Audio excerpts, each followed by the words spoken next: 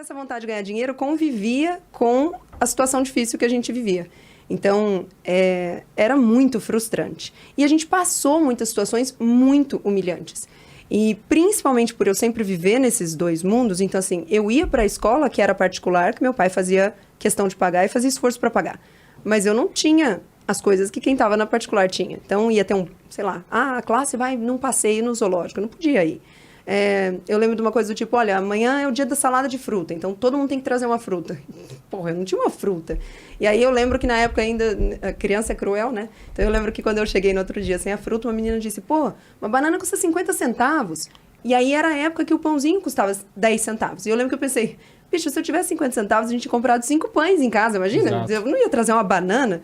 E aí isso ferrava um pouco a minha cabeça. Mas essa parte da merda, da dificuldade lá, eu só queria sair dali. Eu só queria não passar por aquelas coisas. Eu só queria que não faltasse mais nada.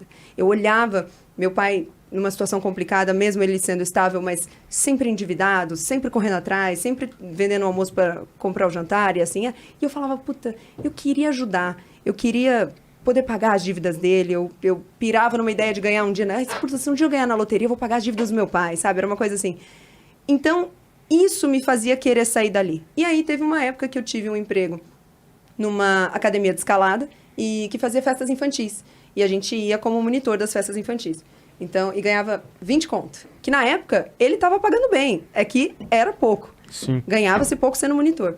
E aí a gente fazia essas festas, tanto lá no ginásio, quanto em quem chamava para... Né, a família chamou a parede de escalada e a cama elástica lá na casa deles. E quem chamava isso era uma galera de grana. Então, a gente ia trabalhar dentro de um condomínio de luxo em Rio Preto.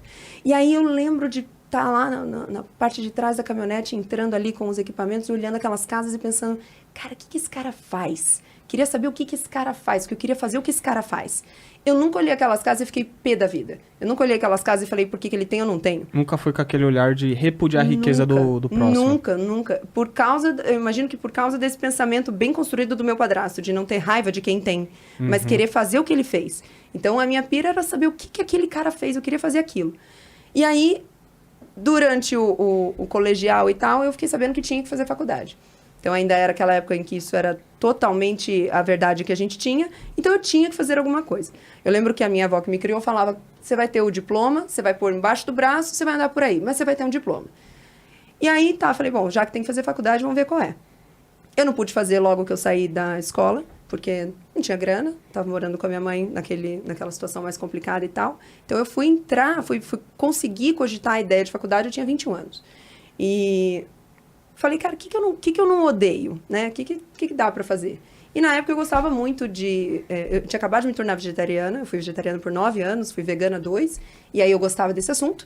E eu sempre gostei demais da área esportiva. Sempre fui alucinada por atletas de Olimpíadas, sempre acompanhei a Olimpíada de inverno, aquela que ninguém vê, do curling, sabe, e tal. E aí na minha cabeça eu falei, pô, legal, uma coisa que pega esses dois assuntos, de repente faço nutrição. E aí prestei, na época eu morava em Dracena, que é perto de Presidente Prudente. Ali, naquela região, eu morei em muitas cidades. E prestei a linha da Mantina, passei conseguindo um desconto, e passei em segundo lugar e consegui 50% de bolsa. Falei, puta, legal, dá pra fazer. E acabei me mudando e não conseguindo fazer lá, então fui fazer em Rio Preto. Então eu fui fazer só porque tinha que fazer. Aí na faculdade o meu foco era, beleza, como que eu faço dinheiro com isso aqui? Porque eu trabalhei durante a faculdade toda. Então, eu fazia faculdade de manhã, aí da 1 às 3 eu estava em um emprego, das 3h30 às 10 da noite eu estava em outro emprego, e fazia bico o tempo todo. Então, eu dava aula de inglês, porque minha avó também sempre deu um jeito de me fazer aprender inglês, daí eu conseguia já dar aula. Eu fazia faxina, então eu nunca tive nenhum problema com... Então, eu tinha uma amiga que tinha um apartamento lá, e eu olhava o apartamento dela e falava, isso aqui tá um lixo, vamos arrumar esse negócio aqui, R$70, quer que eu venha aqui arrumar? E aí eu ia lá, faxinava o apartamento dela, ia lá e maquiava outra e cobrava, dava aula para o outro e cobrava, enquanto eu mantinha os 2 empregos. Então, o único objetivo era ganhar dinheiro.